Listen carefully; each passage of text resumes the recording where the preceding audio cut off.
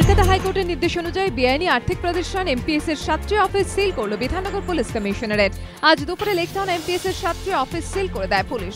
সোমবার কলকাতা হাইকোর্টের বিচারপতি সৌমিত্র পাল এমপিএস এর অফিসগুলি অবিলম্বে বন্ধ করার জন্য নির্দেশ দেন রাজ্য পুলিশের ডিজিকে। সেই নির্দেশ মেনে এদিন বিধাননগর কমিশনারেটের এডিসিপি দেবাশিস ধারের নেতৃত্বে অভিযান চলে।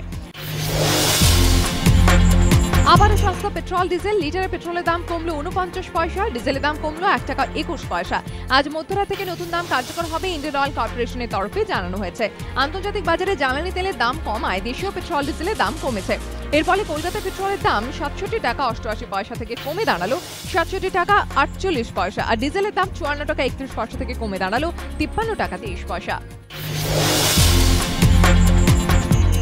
টাকা দিলেই মিলবে রেল কিংবা ব্যাংকের চাকরি, এই টোপ দিয়ে বাগুইয়াটি ও কৈখালিতে দীর্ঘদিন ধরে অফিস খুলে প্রতারণা চক্র চালাচ্ছিল দুটি সংস্থা। অভিযোগ পেয়ে মঙ্গলবার দুটি অফিসে পৃথকভাবে তল্লাশি চালিয়ে 4 জনকে গ্রেফতার করল পুলিশ। ধৃত 4 অভিযুক্তের নাম সায়নদীপ চট্টোপাধ্যায়, সঞ্জয় চক্রবর্তী, স্বরূপ দাস এবং বিধান ভক্ত।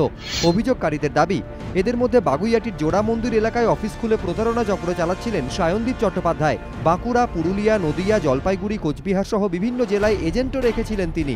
রেল, ব্যাংক, পোস্ট অফিস সহ বিভিন্ন জায়গায় চাকরির নাম করে তাদের কাছ থেকে লক্ষ লক্ষ টাকা নিয়েছেন সায়নদীপ চট্টোপাধ্যায়, কিন্তু এখনো মেলেনি চাকরি। 1000 টাকা রেজিস্ট্রেশন হওয়ার পর আজ কাল পরশু এরকম করে ডেটের পর ডেট, টাইমের পর টাইম। হ্যাঁ, রেলে বলেছিল, পোস্ট অফিসে বলেছিল, তারপরে এয়ারপোর্ট অথরিটি অফ ইন্ডিয়া বলেছিল।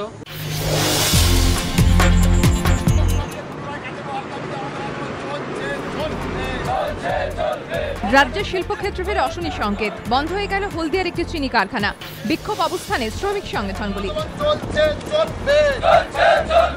কারখানা কর্তৃপক্ষের দাবি, হলদিয়া বন্দরের নাব্যতা কমার জেরে কাঁচামালের আমদানি খরচ বেড়েছে। কর্তৃপক্ষের দাবি, রাজ্য সরকারের তরফে প্রায় 100 কোটি টাকা ভর্তুকি দেওয়ার কথা থাকলেও এখনো দেওয়া হয়নি। 2013 সাল থেকে মাত্র 53 দিন কাজ হয়েছে কারখানায়। সব মিলিয়ে আর্থিক দুরবস্থার কারণেই কারখানা বন্ধ রাখার সিদ্ধান্ত। শ্রমিকদের অভিযোগ, তাঁদের কার্যত অন্ধকারে রেখে একতরফা কারখানা বন্ধ রাখার সিদ্ধান্ত নিয়েছে কর্তৃপক্ষ। আগে থেকে কোনো বিজ্ঞপ্তি জারি না করে কারখানা বন্ধ করে দেওয়ার প্রতিবাদে লাগাতার অবস্থান বিক্ষোভে বসেছে সিটু আইএনটিটিইউসি।